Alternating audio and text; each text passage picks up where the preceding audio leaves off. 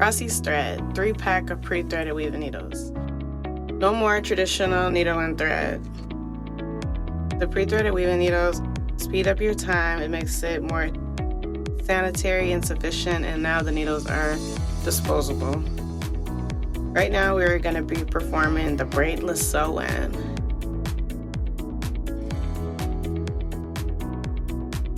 You will not have to use the braids in this method. Instead, you replace it with the beads. You don't need a full 17-pack of pre-threaded weaving needles. This technique is just mainly for people who want to add fullness and maybe a little bit of length.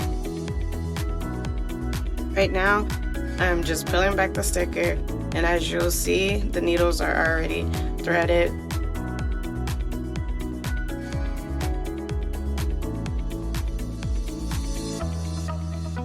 I start by taking one needle and I attach it to the end of the first bead.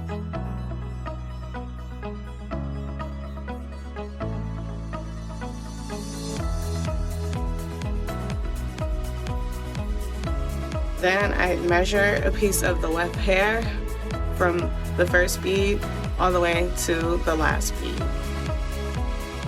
I cut off the excess, and this is what I'll be sewing down.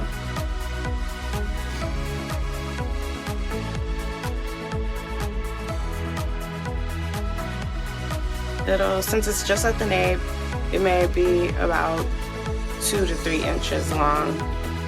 You don't want to get the perimeter of the hairline inside. As you see, I leave that separate so that if the wind blows, you can't see any tracks.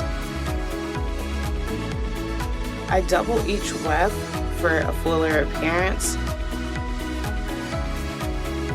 As you can see, I make a circular motion twice, and it'll make a knot to help hold the spot of where you're sewing. After you get the first knot sewn onto the track, then you move to the second bead.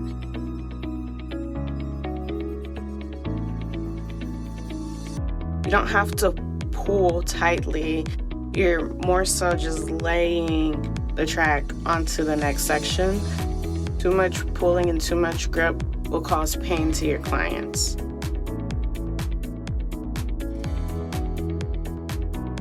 This technique is called the braidless sew-in because it does not involve any braiding.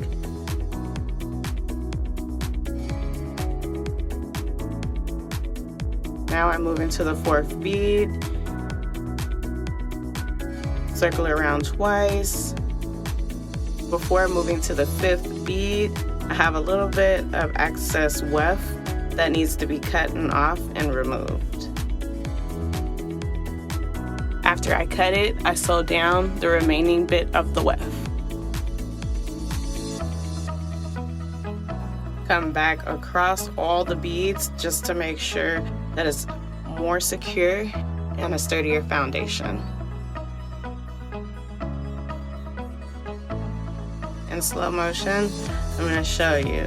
You wrap twice and you pull the needle right through the thread, which makes a safety knot.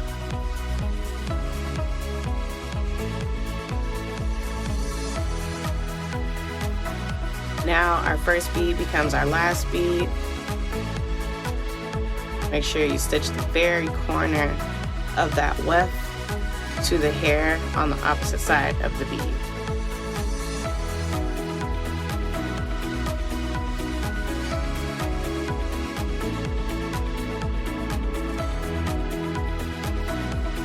These beads are called microlink beads.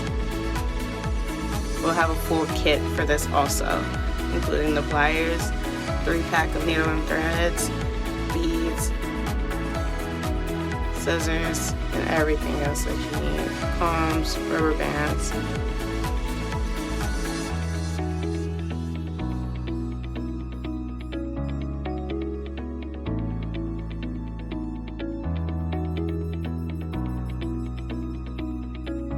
Now you're gonna place a knot on the end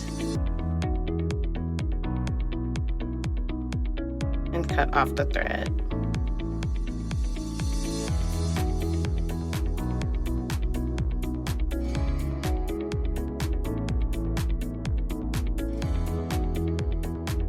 Very simple, fast, and efficient for a glamorous look.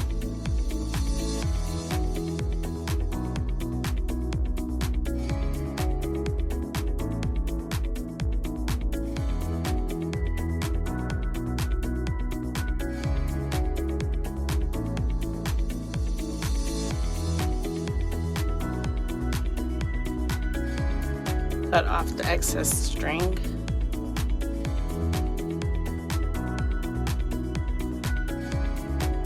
You're done with that one row.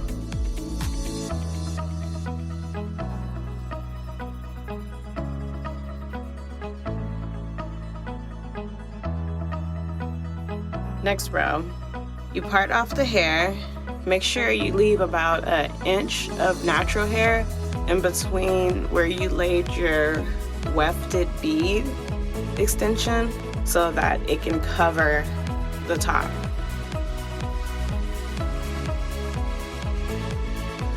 Place that in a rubber band to keep that hair out of the way at the top.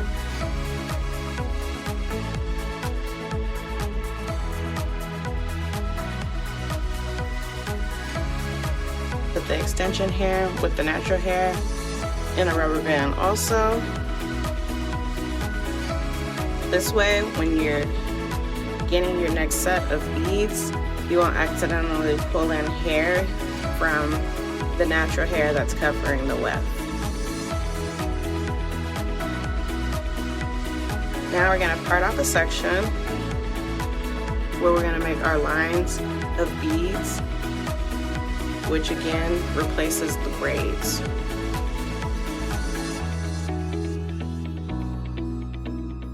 You don't want that to be too thick. The wefts are only about a half an inch long, not very thick, so you don't need to add much hair inside of the beads.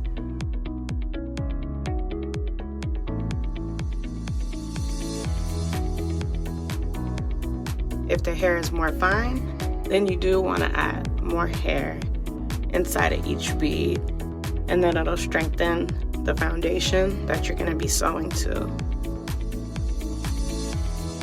I really like this method, the braidless sewing. It's for people who like to wash their hair and people who just may want to add a little bit of color and or length.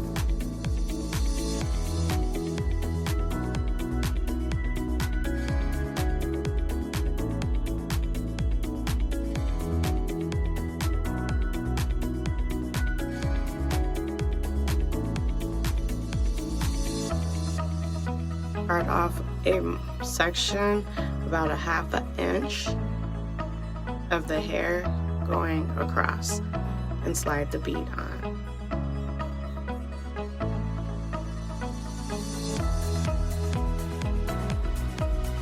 Use your pliers, clamp down each bead toward the scalp. Leave just enough room to get the needle underneath so that it doesn't cause discomfort for your client after it's sewn in.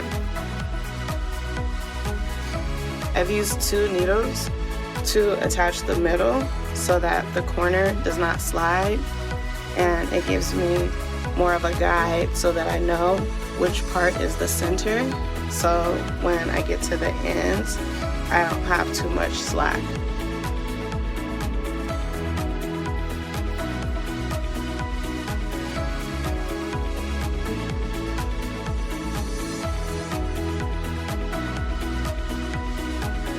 We're on to the 3rd row now. The 3rd row comes all the way from almost the front of the hairline, since we have already finished the back. This is the convenience of using 2 needles, because then I won't have to stop using the first needle so that I can secure the weft in the middle of the head.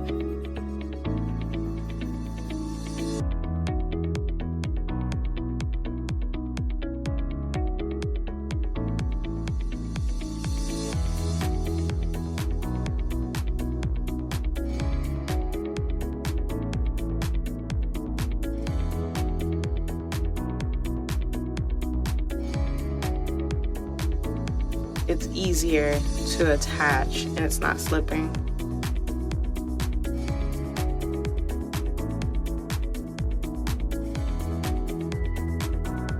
I always use the double blind stitch, and sometimes I don't circle around the needle twice to make the security knot.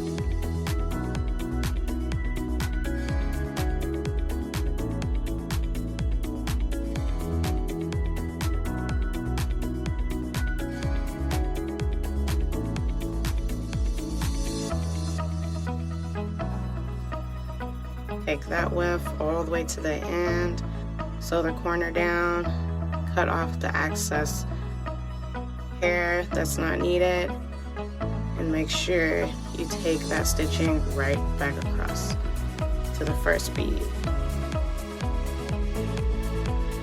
That provides double security.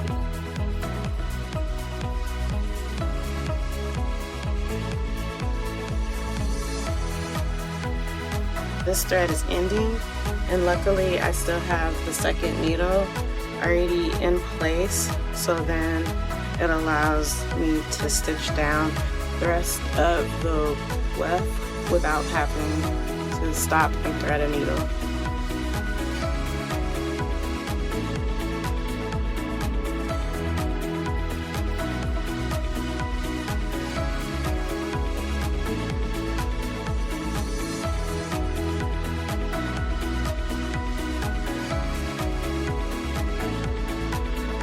I'm just picking up where I left off in the middle, going across from that point to the very end. You lay the natural hair on top, and now she's gotten more length and a little bit more fullness to her natural hair. Convenience of pre-threaded weaving needles.